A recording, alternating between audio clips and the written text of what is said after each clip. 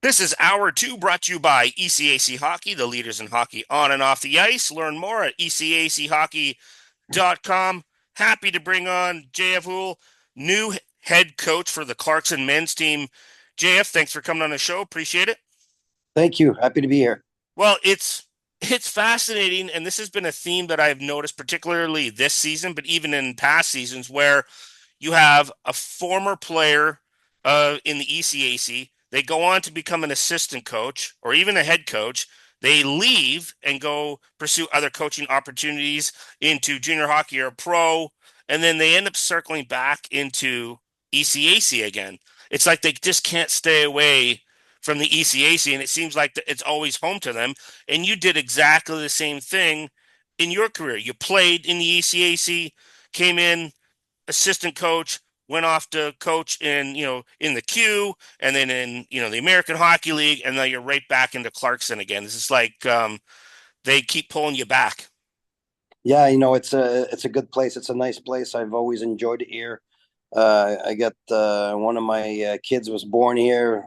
Spent a lot of my life here as a player and coach, and for me, when this opportunity happened, it just made sense for my career.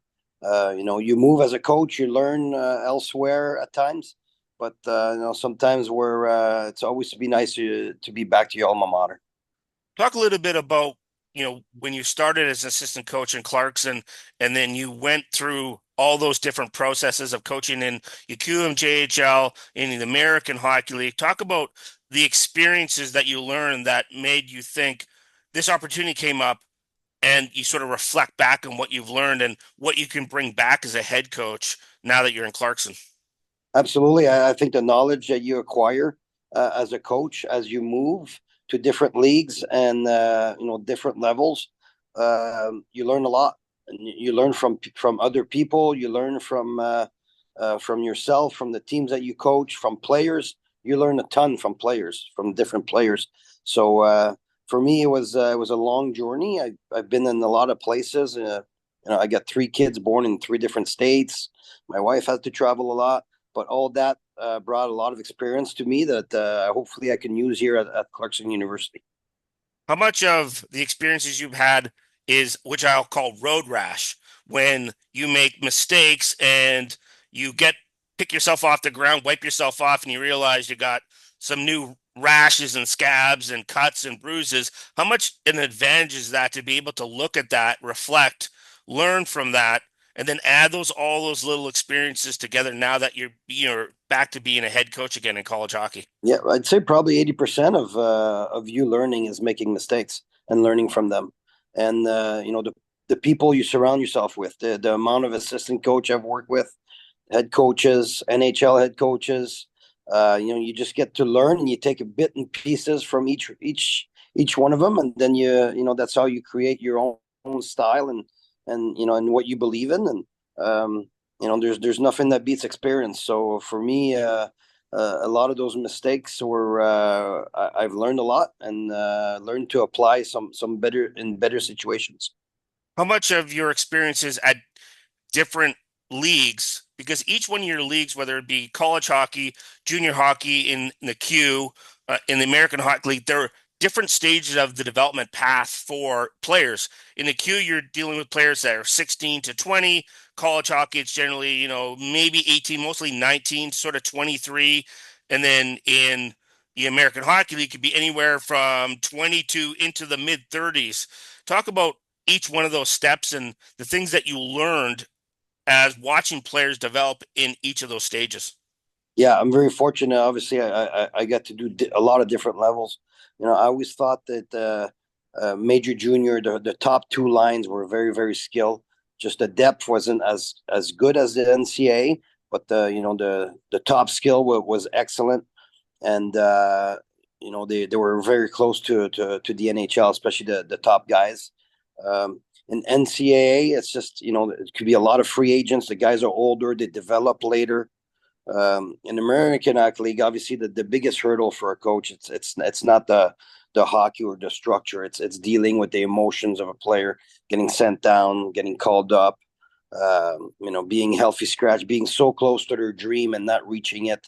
So the AHL is more you're more psychologist a little bit, trying to help the young generation understand of where they stand, while they're trying to make the NHL. I'm glad you brought up that fact of this, the mental side of the game and the cognitive performance.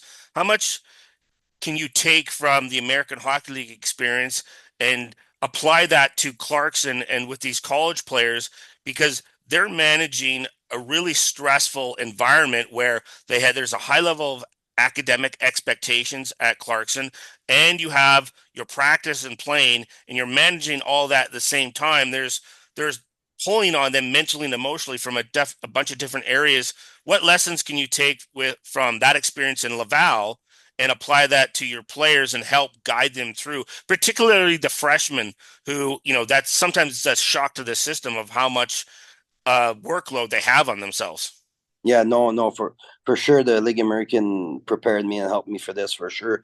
I think it's it gives me knowledge that I can share with the players of what you need to do to get to the next level, because I've been in that situation and I've been at that level. So for me to be able to translate my experiences to those young players is a good thing. Like you said, particular freshmen come in, they think they might play right away and they're not. It's pretty good hockey here, college hockey, and a lot of freshmen come in and they don't understand that how good it is. So, and then with the workload with the school, so I think my experiences in the American Hockey League for sure helped me guide the young players through this.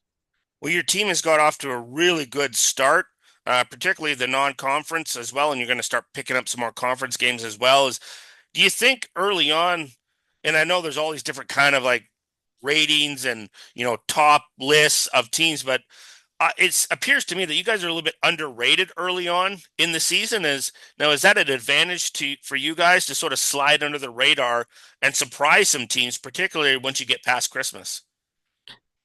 Yeah, I wouldn't say we're underrated. I think we are where what we are, but we try to take it a day at a time and try to improve as a team. Like when we first came in here at the first practice, our message was just we just want to grow as a team, and see where it takes us. As the year goes on, and we want to try to improve every week, and we tweak our structure, we tweak a few things to try to make our team better as we go on, and hopefully, when we get to Christmas here, we're hitting on all cylinders. But the players have been playing well. We've been very hard to play against defensively, and that's part of our success right now. When you're looking at your team and then you look at the ECAC as a conference, uh, do outsiders may not realize? Do you think outsiders don't realize how gritty and competitive? I mean, like a really hard pro style game that the ECAC has, comparative perhaps to other leagues, because maybe they don't see the ECAC live as often as they might like to. Yeah, absolutely. We see it in recruiting all the time where we have high recruits choosing other leagues over the ECAC sometimes, and it could be frustrating because when you watch games, it's a really really good league. It's very competitive. There's a lot of good teams. It's got a pro feel to it, a pro style to it, and it's not an easy league to win in. Every game, there's a lot of parity in the league, and every game is a tight game. That's why I find that the NCHC and ECAC are the more pro style conferences that would prepare players to the next level, which is why we see a lot of free agents that are signed by NHL teams or they go into the American League or into the NHL come out of the ECAC. Yeah, and it's a good thing for the league. It shows, there's a lot of good coaches in this league, and development is a key thing for us at Clarkson, and I'm sure it is for other schools. It's a key component, and we want our players here want to make the NHL and play pro. So we treat them like pros, and we hope to help them achieve that dream. Well, Jeff, I want to thank you very much for coming on the show. Great insight on Clarkson. Good luck through the rest of the season. I'm looking forward to seeing you at the rink. Thank you for having me.